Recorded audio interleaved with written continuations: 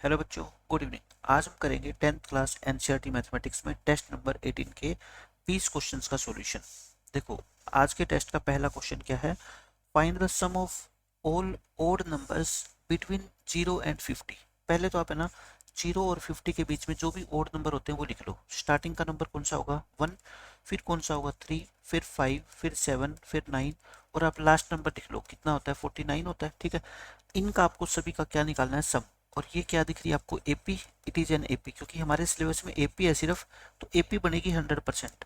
AP है, AP का सम निकालना तो हम जानते हैं। ठीक है, लास्ट टर्म भी गिवन है, फर्स्ट टर्म भी गिवन है, सिर्फ हमें ये पता लग जाए कि ये नंबर ऑफ टर्म्स कितनी है ना।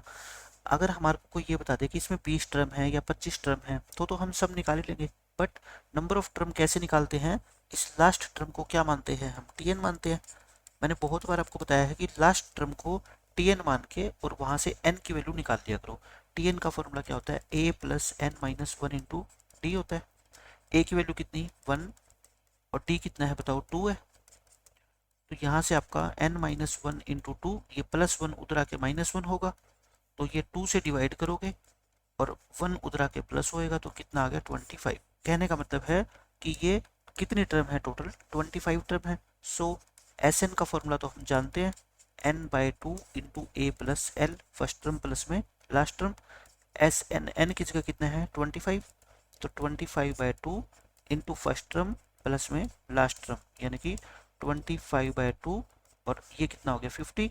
ये 2 पे कटेगा 25 पे, तो यानी कि 25 इंटू 25, तो आपका आंसर कितना आ गया 625।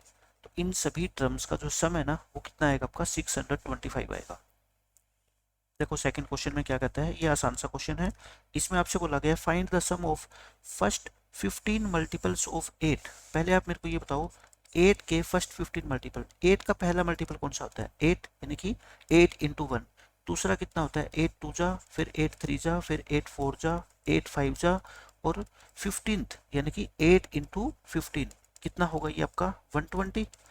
ये क्या है, एक एपी है, इट इज एन एपी। और आपको क्या पूछा है, इन सब का सम निकालना है, तो बस फॉर्मूला लगा दो एस एन का। एस एन का फॉर्मूला होता है N by two into A plus L. अब यहाँ पे देखो एन नंबर ऑफ टर्म कितनी है 15 है ना, क्योंकि ये काउंटिंग करेंगे 1 2 3 4, हमारे को क्वेश्चन में गिवन है कि 15 मल्टीपल्स का सम निकालना है। तो एन की जगह 15/2, फर्स्ट टर्म कितनी आपकी 8 और लास्ट टर्म कितनी बताओ 120। तो 15 इंटू ये कितना आएगा देखो अपॉन में 2 और ये 128, ये 64 पे कट जाएगा। इसको 15 से मल्टीप्लाई करोगे तो आपका कितना आएगा, ये 960 आ जाएगा, 960 इस क्वेश्चन का आपका आंसर आ जाएगा। एक इसका सेकंड पार्ट देख लो, मैं ये भी करवा देता हूँ आपको। Find the sum of the AP this. देखो अभी हमने फर्स्ट क्वेश्चन में निकाला था कि इस एपी का सम निकालना है।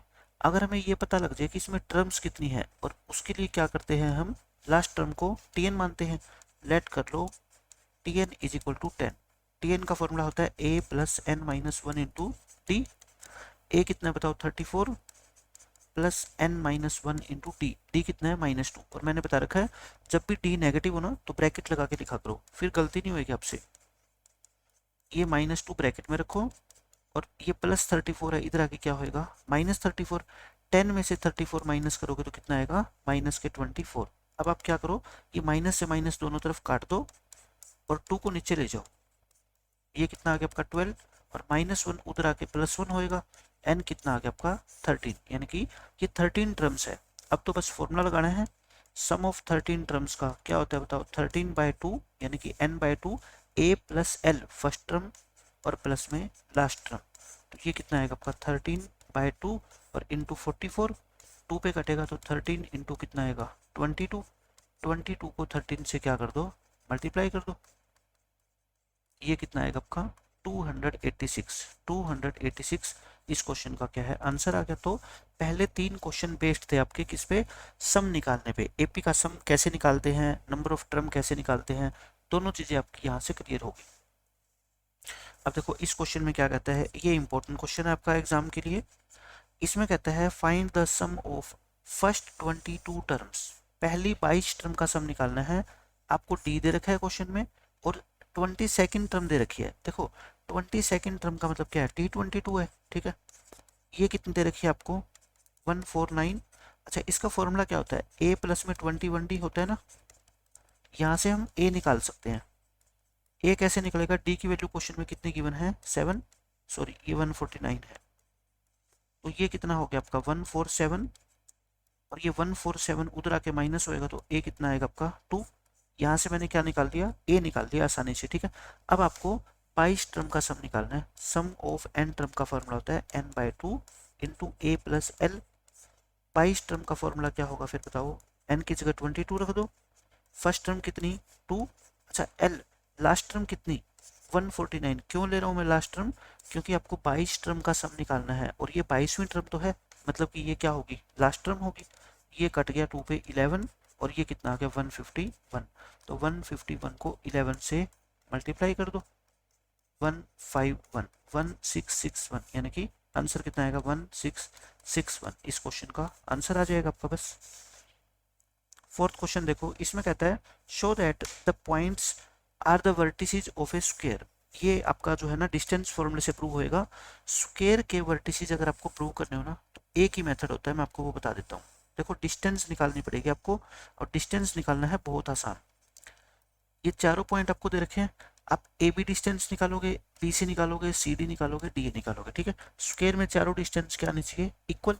लेकिन सिर्फ चारों साइड इक्वल आने से वो स्क्वायर नहीं हो जाता, बल्कि उसके दोनों डायगोनल को भी इक्वल होना पड़ेगा, ठीक है। तो आपको क्या करना पड़ेगा, इसके डायगोनल्स भी निकालने पड़ेंगे। तो मैं एक दो आपको निकाल के दिखाता हूँ। पहले मैं साइड निकालता हूँ, कौन सी, ए बी। देखो ए के कोऑर्डिनेट्स लिख लो 1 7, इसको बी मान लो, इसको ए मानो, इसको ऑर्डर में मानना है, ठीक है, आगे पीछे नहीं करना। इसको क्या मानो आप -1 और इसको -4 और 4। ए बी डिस्टेंस हम कैसे निकालते थे, अंडर रूट। देखो 4 और 1 का सेम साइन है तो घटाओगे 4 - 1 इसका होल स्क्वायर, और 2 और 7 का सेम साइन है, माइनस करोगे है ना 7 - 2, तो ये कितना आ गया आपका बताओ, 4 - 1 3 यानी कि 9, और ये 5 25 यानी कि √34 आ गया, ए भी आ गया। इसी तरह से आप क्या निकाल लेना, बी सी। देखो ये रहा बी सी, ओपोजिट साइन है 4 और -1 के, ओपोजिट साइड में क्या होते हैं, दोनों नंबर ऐड होते हैं, और इनके भी ओपोजिट साइन है तो ये भी क्या होंगे, ऐड। ये भी तो उतना ही आ गया, √34। सी ए निकालोगे, देखो सी से लेके ए, सॉरी सी ए नहीं, ए बी बी सी, अभी क्या निकालो आप, सी डी निकालो। इसको मैं इरेज कर देता हूँ और हम क्या निकाल देते हैं, A B B C C D. पहले सारी साइड निकाल लो, देखो सी से लेके डी, -4 और -1 दोनों के साइन क्या है, सेम। सेम साइन होते तो क्या करते हैं डिस्टेंस फॉर्मूले में, सब्ट्रैक्ट। 4 में से 1 गया 3, 3 का स्क्वायर, और यहाँ 4 और -1 ऑपोजिट साइन है तो क्या करेंगे, प्लस। 4 और 1 कितने होते हैं 5, देखो ये भी √34 आ गया। ऐसे क्या निकाल देंगे, डी ए, डी से लेके ए, इन दोनों की डिस्टेंस -4 और 1 ऑपोजिट साइन है तो प्लस होंगे, 4 और 7 सेम साइन है तो माइनस होंगे। देखो चारों की चारों डिस्टेंस कितनी आ गई आप मेरे को बताओ, √34 आ गई। लेकिन अभी इसको हम स्क्वायर नहीं कह सकते, अभी दोनों डायगोनल भी निकालो, ए सी निकालो, ए से लेके सी, देखो -1 1 ऑपोजिट साइन है, ऐड होंगे, और 7 और 1 ऐड होंगे क्योंकि ऑपोजिट साइन है, तो कितना आ गया आपका 4 प्लस में 64 यानी कि 68 आ गया। और आप बी डी निकालो, बी से लेके डी, देखो बी से लेके डी कितना होगा, ये प्लस होंगे 8 का स्क्वायर, और 4 और 2 सेम साइन है तो माइनस होंगे। ये भी कितना आ गया आपका √68। आप खुद देख लो, चारों तो साइड इक्वल आ गई और दोनों के दोनों डायगोनल आपस में क्या आ गए, इक्वल आ गए। सो हम लिख देंगे A B C D is a square. सिर्फ आपको ये 6 बार डिस्टेंस फॉर्मूला लगाना है और इस क्वेश्चन में कुछ भी मुश्किल आपको आएगी नहीं, ठीक है। अब देखो फिफ्थ क्वेश्चन, इसमें कहता है find a relation between X and Y such that this point is equidistant from these 2 point. जब भी इक्विडिस्टेंट का नाम आ जाए ना डिस्टेंस फॉर्मूले में, तो बस आप क्या क्या करो, ये डायग्राम बना दिया करो। ये ऊपर वाला पॉइंट एक्स वाई लिख दो, ये इक्विडिस्टेंट है इन दो पॉइंट से 7,1, और बी पॉइंट क्या है आपका 3,5। तो बताओ क्या गिवन है, क्वेश्चन के अकॉर्डिंग आप लिखोगे according to question P A equal to P B, या फिर इसका क्या कर दिया करो square, P A square equal to P B square. देखो p का a के साथ स्क्वायर करोगे, पी ए निकालोगे, क्या आएगा x - 7 और इसका होल स्क्वायर, और y - 1 का होल स्क्वायर। ये निकालोगे तो क्या आएगा आपका x माइनस 3 का होल स्क्वायर और प्लस y माइनस 5 का होल स्क्वायर। स्क्वायर खोलना है अभी आपको, ठीक है। तो क्या आएगा a square plus B square minus 2ab, 7 two जा 14, A square plus B square 1 two जा 2 माइनस के 2y, और इसका स्क्वायर खोलो A square plus B square minus 3 two जा 6, A square plus B square minus 5 two जा 10, 10y। अब क्या करो देखो, ये आप काट दो, X square Y square X square Y square कट जाएगा, बाकी क्या बच गया देखो, माइनस के 14x माइनस के 2y, और माइनस है इधर आके प्लस हो जाएंगे, ये माइनस 10y इधर आके प्लस हो जाएगा, और क्या बच गया आपका, ये बन गया 50, और ये 25 और 9 34 इधर आके क्या होंगे माइनस, और उधर क्या बच गया आपकी 0। अब सोल्व कर लो इसको, देखो माइनस के 14x और प्लस के 6x माइनस के 8 प्लस के 10y और माइनस के 2y प्लस के 8y, और ये कितना आ गया आपका 16। मैंने लास्ट लेक्चर में भी ये क्वेश्चन आपको करवाया है, 8 कॉमन लेके काट दो, 8 कॉमन लोगे नीचे जाके 0 बन जाएगा। अब आप चाहो तो माइनस कॉमन लेके काट दो, ये प्लस बना दो, ये माइनस कर दो, ये माइनस कर दो, और x माइनस वाई की वैल्यू कितनी आ गई यहाँ से 2, और ये इस क्वेश्चन का क्या है आंसर है, ठीक है। अब देख लो 6th question, find the distance between the 2 points. ये इंपॉर्टेंट क्वेश्चन है, बच्चे यहाँ पे गलती करेंगे मैक्सिमम। माइनस ए माइनस बी, ये पॉइंट है ए, ये पॉइंट है बी, इनके बीच की डिस्टेंस। देखो डिस्टेंस फॉर्मूला अगर आपको आता है ना तो बहुत आसान है ये क्वेश्चन। मैंने आपको क्या बता रखा है, इस एक्स एक्स वाले कोऑर्डिनेट को देखो, साइन क्या है इनके ऑपोजिट है ना, एक प्लस का एक माइनस का, ऑपोजिट होते हैं तो क्या होती है, दोनों वैल्यू ऐड होती है, ए प्लस ए और इसका होल स्क्वायर, ऐसे ही बी प्लस बी का होल स्क्वायर। अब देखो ए प्लस ए क्या होता है, 2a होता है ना, 2a का होल स्क्वायर, और ये 2b का होल स्क्वायर। अब इसका स्क्वायर खोलोगे जब तो ये 4a स्क्वायर होएगा ना, 2 का भी स्क्वायर होएगा, और ये 4 भी स्क्वायर होएगा, 4 दोनों में से कॉमन ले लो, अंदर क्या बच गया ए स्क्वायर प्लस में बी स्क्वायर। 4 का अंडर रूट कितना होता है 2, और कई बच्चे क्या करते हैं इसको भी बाहर ए प्लस बी लिख देते हैं, लेकिन पता है ए प्लस बी कब होता है, जब ऐसे होता ए प्लस बी का होल स्क्वायर होता है ना, तो इसका आंसर ए प्लस बी आता है, लेकिन ये तो ए स्क्वायर प्लस में बी स्क्वायर है, तो इसका आंसर ए प्लस बी नहीं आएगा, ध्यान रखना, ठीक है। तो ये इस क्वेश्चन का क्या है आंसर है।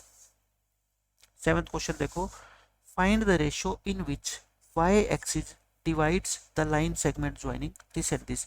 तो y एक्सिस इस लाइन को किस रेशियो में बांटता है, बहुत इंपॉर्टेंट क्वेश्चन है, मैंने आपको समझाया हुआ कई बार कि y एक्सिस के ऊपर कोई पॉइंट ले लो आप, बताओ y एक्सिस के ऊपर कोई भी पॉइंट जो होता है उसके ऊपर x की वैल्यू क्या होती है 0।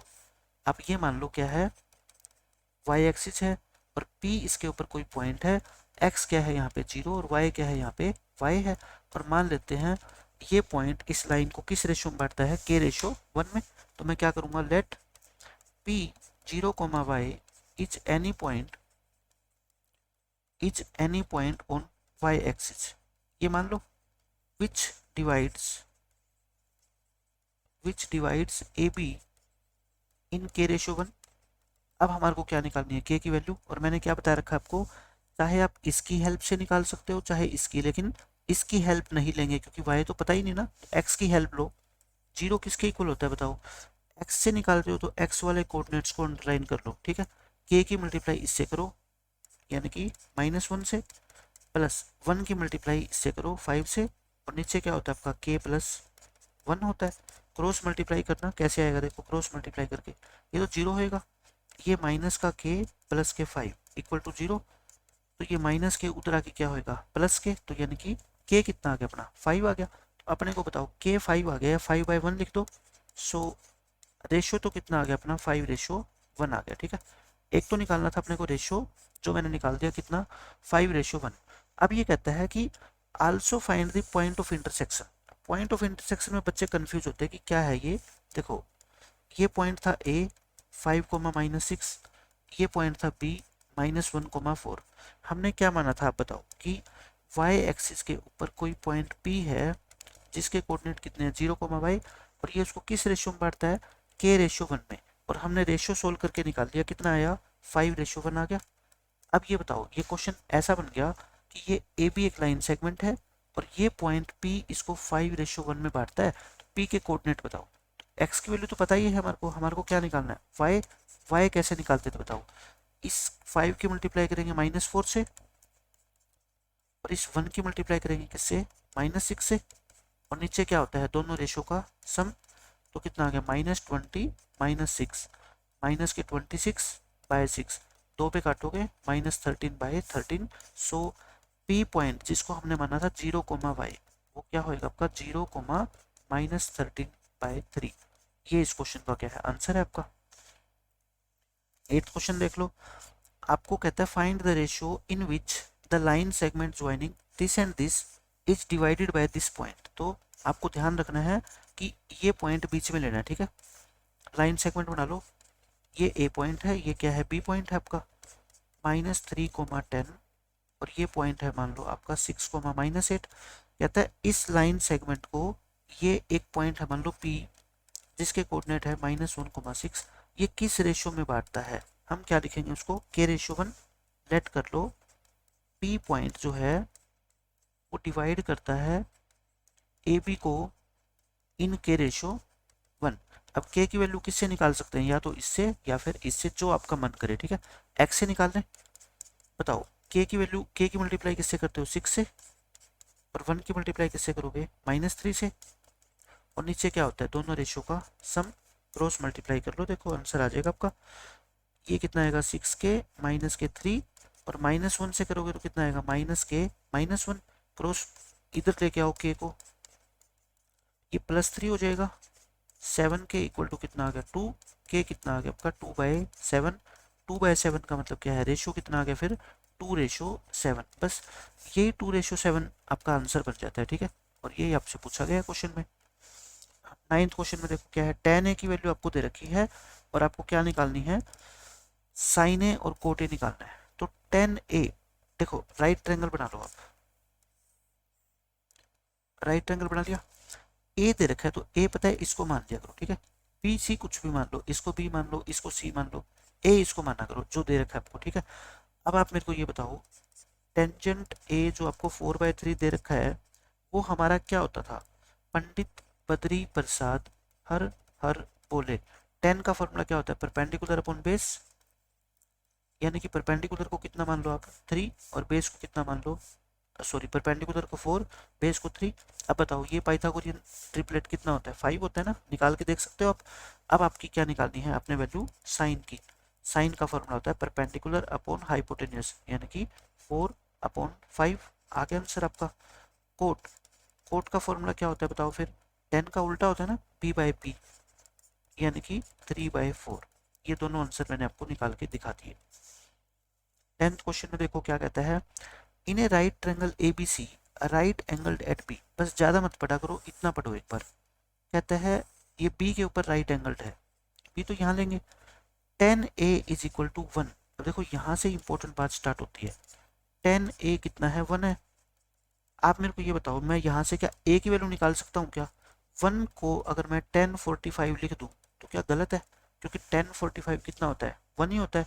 ऐसा क्यों लिखा, ताकि दोनों तरफ 10 से 10 क्या हो जाए कैंसिल, और A कितना आ जाए आपका 45 डिग्री, ठीक है। A कितना आ जाए 45 डिग्री, यानी कि इसको अगर मैं A मानूँ तो ये कितना है 45, ये अगर फिर C है तो बता सकता है कोई C कितना होगा, आप कहोगे बिल्कुल C होगा आपका 45। क्यों, क्योंकि ये 90 होता है, तो बाकी दोनों एंगल का सम कितना बच गया 90, उसमें से एक 45 है तो दूसरा भी कितना होगा 45। लेकिन आपको C निकालने की जरूरत नहीं है, आपको A चाहिए था, क्योंकि आपको क्या वेरीफाई करना है, देखो 2 sin A into cos A is equal to क्या होता है 1। आप बताओ मेरे को, हम क्या साइन ए की वैल्यू निकाल सकते हैं, बिल्कुल निकाल सकते हैं। कोस ए की वैल्यू निकाल सकते हैं, बिल्कुल निकाल सकते हैं। क्यों, देखो कैसे निकालेंगे, ए जब आ गया अपना, लेफ्ट हैंड साइड लो, लेफ्ट हैंड साइड क्या है आपकी 2 sin A इंटू कोस ए। देखो ए कितना है आपका बताओ 45 है ना, और कोस ए कितना है आपका 45 है। बस इनकी दोनों की वैल्यू जानते हैं, ये कितना होता है 1/√2, और ये भी कितना होता है 1/√2। ऊपर कितना आ गया बताना 2, और √2 इंटू √2 कितना होता है 2, 2 को 2 से डिवाइड करोगे क्या आएगा 1, और यही आपको प्रूव करना है। देखो किसके इक्वल आ गया ये, राइट हैंड साइड, यही प्रूव करना था आपको।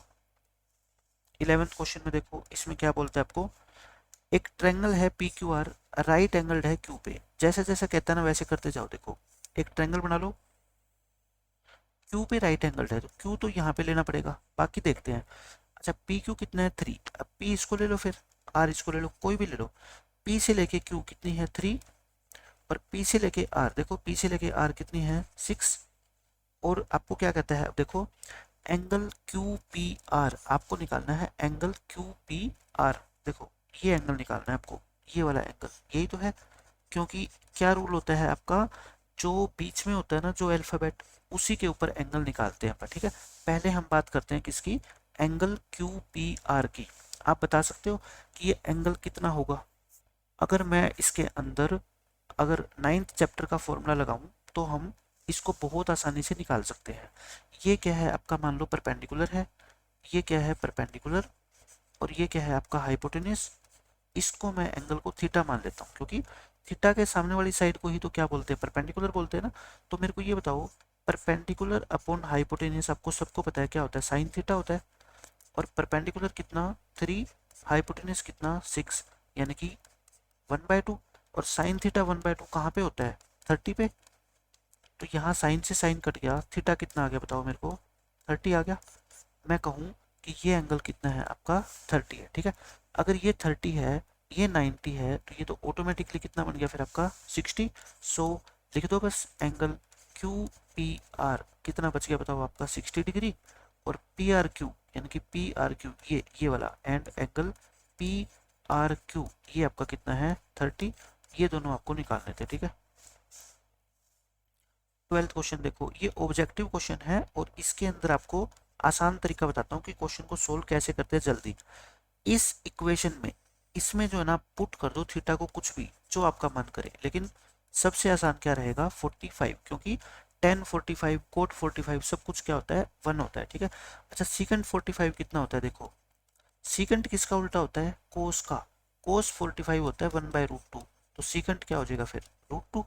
ऐसे ही कोसिकेंट 45 भी कितना होएगा फिर √2, अगर आपको टेबल याद है तो। अब देखो आंसर क्या आएगा अपना, 1 प्लस tan 45 1 होता है, secant 45 कितना होता है √2, 1 प्लस कोट थीटा 1, क्योंकि कोट 45 भी 1 होता है, और ये कितना होता है √2। तो देखो ये कितना आ गया 2 प्लस √2, और ये कितना आ गया 2 माइनस √2। अब फॉर्मूला बन गया आपका a plus B into A minus B, यानी कि 2 का स्क्वायर और माइनस में √2 का स्क्वायर। 2 का स्क्वायर होता है 4, √2 का स्क्वायर होता है 2, और 4 में से 2 माइनस करो क्या आ गया 2। देख लो कौन सा ऑप्शन है, ऑप्शन नंबर सी आ गया आपका। इस क्वेश्चन में देखो, अब ये क्वेश्चन मैं आपको सोल्व नहीं करा रहा, मैं जिस चैप्टर के अंदर मैंने 10th चैप्टर में बहुत डिटेल में बहुत अच्छे से ये क्वेश्चन आपको सोल्व कराया है, और इसके ऊपर जो एक और थ्योरम बेस्ड थी वो भी मैंने सोल्व कराई है, ठीक है। उस वीडियो का लिंक मैं डिस्क्रिप्शन में डाल दूंगा, और कहाँ से ये क्वेश्चन स्टार्ट होता है मैं उसकी टाइमिंग भी आपको बता दूंगा, ठीक है। तो वहां से आप देख लेना, क्योंकि मैंने बहुत अच्छे तरीके से आराम से इस चीज़ को एक्सप्लेन किया है वहाँ पे। 14th क्वेश्चन में देखो क्या कहता है, दो क्वेश्चन है ट्रिग्नोमेट्री के, दोनों सोल्व करेंगे हम। पहला पार्ट आपको ये प्रूव करना है, देखो इसको tan थीटा लेके आना है, आप क्या लो लेफ्ट हैंड साइड। ट्रिग्नोमेट्री में कुछ भी प्रूव करना हो ना एक साइड लेके चलो बस, ठीक है। दोनों साइड कभी मत लिखो, sine theta minus 2 sine cube theta, और नीचे क्या है आपका 2 कोस क्यूब थीटा माइनस में कोस थीटा। अब देखो आप क्या करोगे, सबसे पहले कुछ ना कुछ कॉमन लोगे। ऊपर से मेरे को बताओ क्या कॉमन आ रहा है, आप कहोगे जी साइन थीटा कॉमन आ रहा है, तो ले लो साइन थीटा कॉमन। क्या आ गया बताओ, यहाँ से 1 बच गया, और 2 साइन क्यूब थीटा को साइन थीटा से डिवाइड करोगे साइन स्क्वायर बच गया ना, 3 पावर में से 1 माइनस होगी। नीचे से क्या कॉमन आ रहा है कोस थीटा, देखो यहाँ से क्या बच गया आपका 2, और ये क्या है कोस स्क्वायर बचेगा, और कोस थीटा कॉमन ले लिया तो क्या बचेगा 1। आप एक बात बताओ मेरे को, अपने को प्रूव क्या करना है, tan theta. Sine by cos तो यहीं से आ गया, साइन बाय कोस क्या होता है 10 होता है ना। इसका मतलब ये दोनों चीजें क्या होनी चाहिए सेम, क्योंकि सेम चीज होगी तो ये दोनों आपस में क्या हो जाएगी कट जाएगी, ठीक है। ये बात है, लेकिन ये सेम लग तो नहीं रही मेरे को, ये साइन स्क्वायर में है और ये क्या है कोस स्क्वायर में है। अगर मैं दोनों को सेम बना लूं, यानी कि या तो दोनों जगह साइन स्क्वायर कर लो और या दोनों जगह क्या कर लो कोस स्क्वायर। देखो मैं इस कोस स्क्वायर को, अपने को पता है कि sine square plus cos square कितना होता है 1 होता है ना। तो कोस स्क्वायर को अगर मैं लिखना चाहूँ तो क्या 1 माइनस साइन स्क्वायर लिख सकता हूँ, तो देखो लिखो बस, बाकी सब कुछ प्रूव हो गया। साइन बाय कोस को क्या लिख दो टेन थीटा लिख दो, ना ऊपर वाली वैल्यू को कुछ भी करना, बिल्कुल एज इट इज लिख दो। सिर्फ आपको एक चीज करनी है, इस कोस स्क्वायर को, 2 है ही, 2 के मल्टीप्लाई में कोस स्क्वायर को लिखो 1 माइनस में 2 साइन, 1 माइनस साइन स्क्वायर, ठीक है, और -1 है ही। ऊपर वाले वैल्यू को कुछ भी नहीं करना, एज इट इज चलने दो। नीचे अंदर मल्टीप्लाई करना, देखो 2 माइनस में 2 साइन स्क्वायर थीटा और माइनस में 1, आप खुद देख लो। 2 में से 1 गया 1, यानी कि 1 minus 2 sine square theta cut गया, तो क्या आ गया आंसर अपना, टेन थीटा आ गया। राइट हैंड साइड लेके आनी है अपने को। तो बिल्कुल आसान क्वेश्चन था, सिर्फ आपको एक चीज ध्यान रखनी है कि इसको चेंज कर दो कोस स्क्वायर को, क्या, 1 माइनस साइन स्क्वायर, क्योंकि फिर ये भी साइन स्क्वायर में है, ये भी साइन स्क्वायर में, कट जाएगा बस में बस। अब देखो इस क्वेश्चन का सेकेंड पार्ट। सेकंड पार्ट में हम क्या करेंगे, वही लेफ्ट हैंड साइड लेके चलेंगे। लेफ्ट हैंड साइड आसान सा क्वेश्चन है, secant theta into 1 minus sine theta into secant theta plus में टेन थीटा। तो बताओ इस सीकेंड थीटा को कुछ मत करो, ना इसको चेंज करो, सिर्फ आपको इसमें फॉर्मूले लगाने हैं, ठीक है। सीकेंड का उल्टा क्या होता है, कोस, यानी कि सीकेंड को लिख सकते हैं 1 बाय कोस, और टेन को तो लिखते ही हम साइन बाय कोस। अब देखो इनमें क्या करेंगे, एलसीएम लेंगे, बाकी को कुछ नहीं करना, ऐसे कैसे चलने दो। एलसीएम लो, क्या, कोस थीटा, ऊपर क्या बच गया 1 प्लस में साइन थीटा। अब आप मेरे को एक बात बताओ, ये 1 minus sine theta into 1 plus sine theta क्या हो जाएगा, 1 माइनस साइन स्क्वायर हो जाएगा ना, ए प्लस बी, ए माइनस बी, ए माइनस बी, ए प्लस बी, तो क्या हो गया आपका 1 माइनस साइन स्क्वायर थीटा हो गया, ठीक है। नीचे क्या है आपका, कोस थीटा, सीकेंड थीटा। अच्छा 1 माइनस साइन स्क्वायर क्या होता है, कोस स्क्वायर होता है, और नीचे क्या है आपका कोस थीटा। अब सीकेंड थीटा, अच्छा कोस स्क्वायर को आप कोस इंटू कोस तो लिख ही सकते हो ना। नीचे क्या आपका कोस थीटा, एक कोस थीटा क्या हो जाएगा आपका, कट जाएगा, क्या बच गया, secant theta into cos theta. और सीकेंड और कोस की मल्टीप्लाई क्या होती है, हमेशा 1 होती है। यही आपको क्या है, प्रूव करना है। देखो 1 प्रूव करना था, तो किसके इक्वल आ गई आपका, राइट हैंड साइड के। 15th क्वेश्चन देख लो, ये आसान सा क्वेश्चन है। एक क्वाइन को उछाला है 2 बार। पहले तो आप क्या किया करो, पता है, टोटल केसेस लिखा करो। आप क्या लिखोगे, टोटल केसेस। जब एक क्वाइन को 2 बार उछालते हैं, टोटल केसेस क्या क्या आते हैं बताओ, दोनों हेड हेड आ सकते हैं, दोनों टेल, पहले पे हेड दूसरे पे टेल, या पहले पे टेल दूसरे पे हेड, टोटल हो गए 4। अब आपको फर्स्ट पार्ट करवाता हूँ मैं। आपको प्रोबेबिलिटी बतानी है कि एटलीस्ट 1 टेल, एटलीस्ट का मतलब होता है कम से कम एक टेल तो आना ही चाहिए, ठीक है। एटलीस्ट का मतलब क्या हुआ बताओ, कम से कम एक टेल, और कम से कम का मतलब होता है एक या एक से ज्यादा, है ना। कम तो आना ही नहीं चाहिए, ठीक है, एक या एक से ज्यादा। तो बताओ यहाँ क्या लिखोगे, फेवरेबल केसेस। इन चारों में से आप मेरे को बस वे केस छाड़ दो जिसमें एक या एक से ज्यादा बार टेल आया है। ये तीनों है, ये नहीं ले सकते, क्यों, क्योंकि इसमें तो टेल आया ही नहीं। तो टेल टेल, हेड टेल और टेल हेड, यानी कि 3 हो गए। तो रिक्वायर्ड प्रोबेबिलिटी कितनी आएगी आपकी, 3/4। नीचे तो 4 ही आना है, ऊपर कितने आएंगे आपके, 3 आ जाएगा। सेकेंड पार्ट देखो, एटमोस्ट 1 हेड। एटमोस्ट का मतलब क्या होता है, ज्यादा से ज्यादा, ज्यादा से ज्यादा एक हेड। ज्यादा से ज्यादा का मतलब होता है हिंदी में कि एक से ज्यादा नहीं आएगा, ठीक है, यानी कि एक या एक से कम, एक या एक से कम।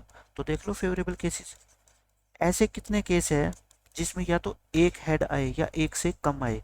देखो इस ये तो ले नहीं सकते क्योंकि इसमें तो 2 है, बाकी तीनों चलेंगे, है ना। एक से कम यानी कि 0 बार, 0 बार भी चलेगा, एक बार भी चलेगा। तो ये भी कितने हो गए आपके, 3। तो प्रोबेबिलिटी कितनी होगी बताओ, 3/4 इसका आंसर आएगा। यानी कि एटलीस्ट 1 या एटमोस्ट 1 वाला क्वेश्चन आ जाए ना, आप ट्रिक लिख लो मेरी, ताकि आपको क्वेश्चन का आंसर कभी भी गलत ना करो। एटलीस्ट का क्वेश्चन आ जाए या एटमोस्ट 1 का क्वेश्चन आ जाए, तो दोनों का जो आंसर होगा वो कितना होगा, 3/4 होगा, ठीक है। एटलीस्ट या एटमोस्ट कुछ भी आ जाए एक क्वाइन में, दोनों का आंसर आपका 3/4 होगा। 16th क्वेश्चन में देखो, ये बहुत इंपॉर्टेंट क्वेश्चन है। 2 डाइस को उछाले हमने एक साथ, प्रोबेबिलिटी बतानी है कि sum of the numbers appearing on the top of the dice, यानी कि दोनों के ऊपर जो नंबर लिखे आएंगे उनका सम कितना होगा आपका, 8 होगा, 13 होगा, ये होगा। तो फर्स्ट पार्ट करते हैं। देखो सम 8, मैंने आपको क्या बता रखा है, आप टेबल बना लिया करो। यहाँ पे सम लिखा करो और यहाँ पे क्या लिखा करो, उसके फेवरेबल केसेज। सम में क्या लिखोगे बताओ, सम कहाँ से कहाँ तक आ सकता है, 2 से स्टार्ट होता है, 2 3 4 5 6 7 8 9 10 11 और 12। इनके फेवरेबल केसेस कहाँ से स्टार्ट होते हैं, 1, फिर 2, फिर 3, फिर 4, फिर 5, फिर 6, है ना। फिर यहाँ नीचे से स्टार्ट किया करो, 1 2 3 4 और 5। बस ये टेबल पेपर में बना लोगे ना, आपके सारे क्वेश्चन के जवाब आपको मिल जाएंगे। सम 8 आना चाहिए, तो क्या लिखोगे, देखो probability that sum is 8 is equal to, favourable cases कितने हैं, देखो 8 के फेवर में कितने केस है बताओ, 5 है ना, तो 5/36, क्योंकि टोटल तो 36 ही होते हैं, ठीक है। अब आपका कहता है सेकंड पार्ट में सम 13 आना चाहिए, बताना सम वाली लाइन में कहीं 13 है ही नहीं। Probability that sum is 13, zero आएगी, 0/36 यानी कि 0। भाई आप ये कहो कि मैं 2 डाइस उछाल रहा हूँ और दोनों के ऊपर जो नंबर आएंगे ना उनका टोटल 13 आएगा, आप कभी शर्त जीतोगे, कभी भी नहीं जीतोगे, क्योंकि 13 तो आ ही नहीं सकता, मैक्सिमम 12 आ सकता है, जब आप दोनों के दोनों पे क्या लेके आओगे, 6 लेके आओगे, ठीक है।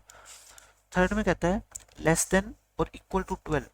आप देखो कितने शाने हो, आप किसी से शर्त लगा रहे हो छोटे बच्चे से कि मैं 2 डाइस उछालूंगा, उसके ऊपर जो नंबर आएंगे ना उनका सम या तो 12 आएगा या 12 से छोटा। बताओ आप ही जीतोगे ना सारी शर्त, 12 या 12 से छोटे तो सारे ही नंबर है ये, है ना। तो प्रोबेबिलिटी दैट सम इज 12 और लेस, तो 36 के 36 केस आपके फेवर में काम करेंगे, यानी कि 1 आएगी, ठीक है। ये इवेंट क्या है, आपकी श्योर इवेंट है, क्योंकि जिसकी प्रोबेबिलिटी 1 होती है वो श्योर होती है, और ये इवेंट क्या है, आपकी इम्पॉसिबल इवेंट है, ठीक है। आप सोचा करो क्वेश्चन के अंदर भी, ये आपका क्वेश्चन है बस। देखो इस क्वेश्चन में ये आसान सा क्वेश्चन है, फर्स्ट पार्ट में देख लो, प्रोबेबिलिटी ऑफ ई दे रखी है आपको 0.62 और प्रोबेबिलिटी ऑफ ई बार निकालनी है, तो 1 में से 0.62 को माइनस कर दो। देखो इसको ना 1 को 1.00 मान लिया करो, ठीक है, क्योंकि इसमें भी पॉइंट के बाद 2 डिजिट है ना। 100 में से 62 घटा दो, कितना आता है 38, और फिर क्या लगा दिया करो पॉइंट, यानी कि 0.38। इस क्वेश्चन का क्या है, आपका आंसर आ जाएगा। और दूसरा पार्ट देख लो इसी क्वेश्चन का, आपसे कह रखा है कि इस पॉइंट की डिस्टेंस निकालनी है ओरिजिन से। मैंने आपको कल भी बताया था कि आपका जो आंसर आएगा वो सीधा क्या आएगा, अंडर रूट इसका 3 का स्क्वायर 9, 4 का स्क्वायर 16, यानी कि √25, और √25 क्या होता है आपका 5 होता है, ठीक है। 18th क्वेश्चन देखो, ये बहुत इंपॉर्टेंट क्वेश्चन है और बच्चे इसमें सबसे ज्यादा गलती करते हैं, लेकिन अब आपसे नहीं होगी गलती कभी भी। इसमें कहता है एक डाइस को 2 बार उछाला गया, what is the probability that 5 will not come up either time, मतलब कि 5 जो है ना वो एक बार भी नहीं आएगा। मैं आपको एक टेबल बना के दिखा देता हूँ, आपको उससे याद हो जाएगा। देखो जब आप एक डाइस को 2 बार उछालते हैं तो टोटल केस कौन कौन से होते हैं, 1 1 1 2 1 3, फिर 1 4 1 5 और 1 6। फिर उसके बाद पहले पे 2 लिख दो, 2 1, फिर 2 2 और 2 3 2 4 2 5 2 6, फिर पहले पे 3 लिख दो। देखो 1 मिनट से ज्यादा का टाइम नहीं लगेगा अगर आप पेपर में लिखोगे, है ना। क्वेश्चन गलत नहीं होना चाहिए बस, चाहे कुछ भी हो। फिर 4 लिखो पहले पे, 4 1 4 2 4 3 4 4 4 5 और 4 6। इस तरह से क्या लिख दो आप, ये 36 केस लिख देना बस। और फिर इन 36 को देख के मैं आपको बताऊंगा कि आपसे पूछा क्या गया है इस क्वेश्चन में।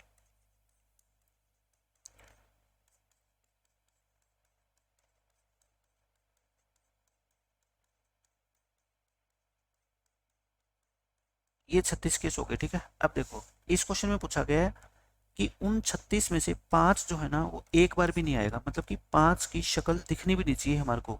आप इनमें से मेरे को वो बता दो केस जिनमें 5 कहीं पे भी नहीं है, 5 5 वाले छाट लो, ठीक है। देखो एक तो ये मिलेंगे आपको 5 5 वाले सारे, इनमें 5 है ना, एक तो ये 5 है, और कौन से मिलेंगे, ये मिलेंगे, यानी कि ये 5 इनमें जरूर है, बाकी कहीं पे भी 5 नहीं है। ये कितने हैं देखो, ये 6, ये बच्चे क्या करते हैं 6 ये और 6 ये 12, लेकिन ये 5 5 तो या तो इसमें इसमें काउंट करोगे या इसमें, है ना। तो 5 वाले कितने बताओ, टोटल 11 है, बाकी 25 रह गए, है ना।